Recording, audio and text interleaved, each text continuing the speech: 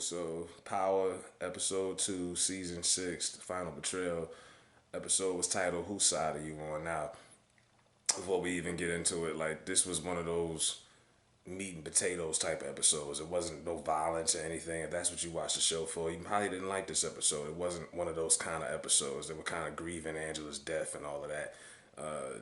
That to me was overshadowed in last week's episode because everyone was stuck on the damn theme song change. But 50 did say they're gonna change it next week, so whatever. You get your panties out of a bunch. I mean, I'm not crazy about it either, but just do what I did. I just muted it, really. And I skipped forward too because I watched it on the app and I was like, all right, let's just get this over with. Let's start, you know. And this episode started off really, it starts off where it was last, where Ghost spots Tommy and the car's being towed off, and Ghost is feeling like, damn, I lost my best friend and my mistress, my side bitch, in 3 days. So Jason, the boss, he cuts his deal with Ghost, so Ghost has to pay him 100,000 a week, not to retaliate at the time he's shooting. Jason is manipulating Tommy and Ghost. It's more beneficial for him to keep them alive than to have them cancel each other out. So that's what it seemed. Because I was wondering how are they gonna keep this whole beef with Tommy and Ghost the whole series, the whole season, without it seeming like this cartoonish, unrealistic Tom and Jerry type shit. So he's finding a way to, keep both of these guys around by manipulating them against each other and not even knowing it. And of course, Jason knows Tommy's alive. Ghost is the only person so far who thinks Tommy's dead. Everyone knows Tommy's alive but Ghost. That's so Ghost kind of comes off stupid in this episode. Like sometimes they make Ghost look real dumb. So Ghost is, going through the emotions. And then Tariq is up here at Choke selling pills to the students. You know what I mean? He's building his own empire up there with his home white boy and doing his thing. And now Proctor, the way he gets involved, Ghost tells Proctor he took out Tommy. Now, the only thing about this shit, I just don't like sometimes the dialogue is kind of watered down. Because in the street, and criminals don't talk like that. They don't use the word kill. I killed so and so. This one killed me. You say hit, whack, took out. That's the only problem. Sometimes the dialogue is really watered down on this shit. But other than that, I mean, he tells him, you know, at this point they're the only two that doesn't, they don't know. Tommy and Prada think Tommy, Ghost and Prada think Tommy's dead.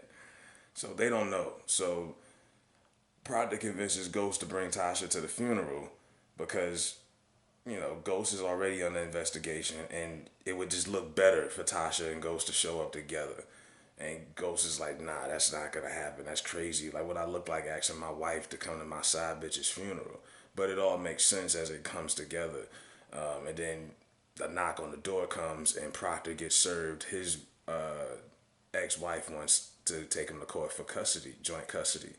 Cooper Sacks, not that he gives a fuck about Angela, but he's trying to save his ass at the office. He's trying to keep his job because they got the new U.S. attorney, and Cooper feels like the only way he can get Jamie, down is if he can fucking find a way inside through Proctor. So he tells his ex-wife, hey, if you can get split custody, you can put a bug tracker on the daughter's backpack, and we can find, Proctor can, because Proctor's not going to rat out Ghost. And Ghost definitely ain't going to tell. They're the only two that know for a fact what happened to Angie. They can't get Tasha to say nothing. They can't get anybody to say nothing. So he's going to like all-time desperation mode to get to the bottom of it, to save his ass, because he don't give a fuck about Angie. You know what I mean? Him and Angie didn't have that kind of relationship. So that's the whole premise with that. And then Tommy's got friction in his crew as usual. It's only a matter of time before that shit blows up because there's no real leadership there. Those guys don't respect Tommy. They don't even like each other. It's only a matter of time before that shit blows up in everybody's face. And then you got the other bitch, Rodriguez. She's the federal prosecutor as well. She's questioning Tasha about Terry Silver's disappearance and Angie's death. The Terry Silver shit is annoying to me. Is he dead or not? I thought he was gone. Let's move on from Terry Silver corny ass already. Let's move on from it. It's over. I know he was the lawyer, but I'm just kind of annoyed with it. So, Angie's sister is informed by Cooper that the feds have froze Angie's benefits and Angie's funeral probably isn't going to be paid for through them. So she's like, I can't afford to pay for the funeral. What the fuck did I do? Because the moment Angie never filled out that paperwork to rat out Ghost, they froze all her benefits. And her sister's like, damn, all my sister worked here for 9 years. How dare y'all, do this shit? There's nothing she could do. So she realizes she can't afford the funeral. And so that's her dilemma in this episode. So a lot of this is based off Angie's death, and everybody's swindling around like, what the fuck are we doing here? And the importance of Angie's character really it shows in this episode. So now, last episode, Tasha said she wanted to divorce Ghost. So they're sitting there with their lawyers. They didn't go to court, but they're sitting there trying to discuss how she's going to get half of everything, because that's what happens when you get a divorce. But the paperwork, the prenup that they had, because she files for divorce, the agreement was she can't get anything because she's the one who filed. The only way she would get anything is if he filed for divorce. And because she did, she's fucked. So she's pissed off. There's nothing she could do about it. And then after that, Ghost has the audacity to ask Tasha, because of Proctor's idea, to come to, be with his side chick's funeral, to come to Angie's funeral. And she's like, nigga, the nerve of you. You know what I mean? And it's not that, Angie did look out for Tasha as far as helping out Tariq and everything. So the beef is kind of like whatever, but that's still, like, you don't ask your estranged wife to go to your side bitch's funeral. Like, that was some bullshit. Like, but he's telling her we have to make this look right because they think I killed her, and then they think, you're working with her. It would look better if they showed up together. And then she also tells him to stay away from Tommy because it's just not good for them to be beefing. And then you got the kids, and of course, Ghost lies to her and says he'll stay away from Tommy, but Ghost can be full of shit. He lied to Tasha all the time. So now the Keisha, Lala's character, and I think Lala, everyone addressed the elephant in the room. She got an ass job last week. She's not the best actor. I think the less lines they give her, the better her character is. They need to just give her at least little to say as possible. Because if she does too much run-on sentences, it exposes herself. She's not quite there yet. But she makes it clear to Tommy she wants to get rid of Ghost and cut off Tasha. And Tommy's like, well, the kids, I don't have the heart. Tommy's looking out. He's thinking about the kids. And she's like, well, he wasn't thinking about me and my son. But the thing is, Tommy don't have that same attachment with Keisha and her son as he does with Tasha, Tariq and Yaz. And she wants Tommy, I don't know, she really wants this happily ever after thing. And it's not really like that, and she proves she's weak. She's really not this down to earth, ride or die track queen bitch like Tasha. Like, the door knocks and she freaks out automatically and thinks it's the cops. She's still stuck on last week when she threw the gun in the Hudson River. She's still stuck on that. So he's seeing that, okay, she ain't really about this life. She ain't really ready for this. And then it was Tasha there. She shuts the door in Tasha's face. Like, just disrespectful. Probably the most pettiest moment of the show. And you're starting to see Keisha ain't gonna be around long. I think he's gonna have to take her out like he did Holly. Keisha just got flip potential written all over her. She ain't ready for this shit. She's in it for the glamour. She's in it for the nice cars, the sex, the money. She's not really down like Tasha is. Tasha's an OG. And then he tells her, look, it's just certain things I can talk about with Tasha I can't talk about with you. And she doesn't understand that. She at some point I think she's gonna flip, or either Tommy's just gonna take her out. So then Ghost finally pays a visit to Tariq up at Choke Upstate, and of course Tariq is just disrespectful as shit. He's calling him by a street name, Ghost, yada yada yada. I'm waiting for the moment where Ghost finally approaches him like Ghost, not father son. Like, finally step to this little nigga like he would anybody on the block and show him what Ghost really is about. Because at this point, Tariq has no respect for him, but he wants to be like him at the same time. And he's trying to build his own empire like him at the same time. But Tariq just has no remorse. And it's kind of like he's leaning on Team Tommy anyway. But he tells Tariq that Tommy's dead. Because he still thinks Tommy's dead. Tariq knows Tommy's alive. He actually makes a phone call as soon as Ghost leaves. So it's like a running the whole episode. Everyone knows Tommy's alive, but this nigga. So it's like they make Ghost look like a damn fool the whole episode. And finally, Lorenz Tate's character, Rashad Tate. So they're getting ready for the press conference, and I said he makes his first appearance of the season because he wasn't in last episode. Then I said that was okay. It didn't add up. He wasn't in the last episode, but he's getting ready for his press conference at Ghost's club, and to ready to launch his campaign. And the first thing he does is try Ghost on some "Who killed Angela? Did you do it?" Yada yada. I'm like, yo, this nigga's wild. Like he's bugging, but he's starting to show some of the qualities that Old Dog had. Like we really the tension with these niggas is really building up. It's really getting there, and when they do the press conference, of course he's doing his little petty bullshit politician talk. One of these hood niggas comes up in there from South Jamaica. And he's like angry man on Martin. He like, man, fuck that. Y'all ain't talking about shit. I've been out of work for 10 months. What y'all gonna do for the community? And Pretty Boy, he ain't never been nothing. He a corner boy from the block. So this dude grew up with Ghost, obviously, all around the area. So he knows, he knows what Ghost really is about. And that triggers Rashad Tate. So Rashad Tate's like, if I could, you know, bring him in, I could get him to give me some intel on Ghost, because something about Ghost lets Rashad know that he ain't, shit ain't sweet with him, but he hasn't been able to prove it yet. So he tries to hire this dude, William Robertson, to, get intel on Ghost. And of course, it's like a jealousy thing, because one of the persons at the press conference was like, what's your business ship like with James St. Patrick? And he tries to like throw shade, like, he's just a little small part of what this is. And then Ghost, puts him to the side and just shuts his whole shit down and steals all his shine. So the tension between these two are building up to something that's going to be epic later on in the season. And then Tasha, to me, this episode, Tasha really showed her brilliance as a real trap, ride or die trap queen. Like when she meets up with Angie's sister, who has all the intentions on having her and Ghost locked up for life. And she lets them know, not only did your sister not plan on confessing with being a witness to Ghost, she was working with us. And she lets her know, she wasn't going to flip. And then she has her, and she says, I'm still going to get y'all locked up. And then when she pulls out that phone, and she's like, I got all the phone records.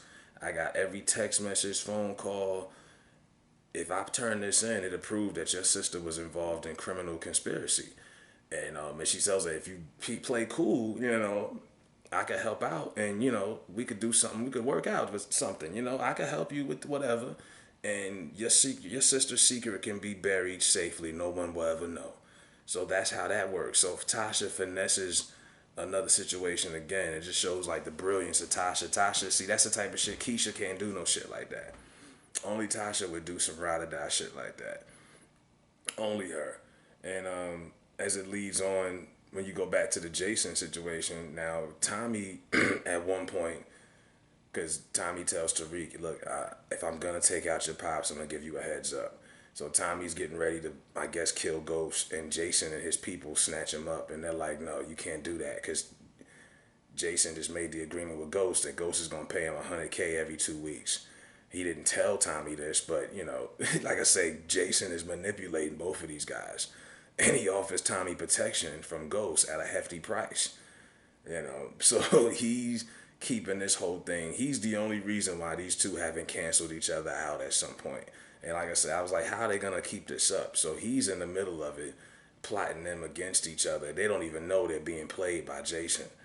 And the pettiest line, because the pettiest moment of the show was when Lala shut the door on Tasha. The pettiest line is when Tasha pulls up to the penthouse, and then Ghost looks at her and tells her, how did you get here, bitch? I took you off the list. Like, he took her off the penthouse list, so she can't even come up there. She gets up there anyway. And she finally puts it together that he killed Terry. Of course, he's, kind of half admitted, but he really didn't, you know what I'm saying?